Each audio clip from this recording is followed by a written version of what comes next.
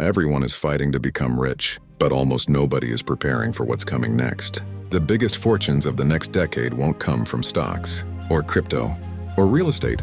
They'll come from owning digital humans. Think about it. Today, one creator can make one video at a time.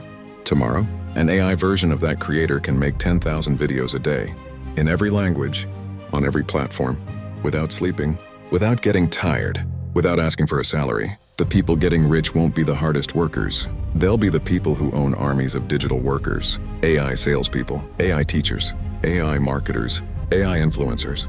Imagine waking up and thousands of AI employees have already been working for you all night, creating content, answering customers, selling products, building audiences, generating income. While most people are learning how to use AI, a small group is learning how to own AI, and ownership has always been where the real money is made. From land, to factories, to software, the biggest wealth shifts always reward the owners first. The future won't reward effort, it will reward leverage, and digital humans may become the greatest leverage tool ever created.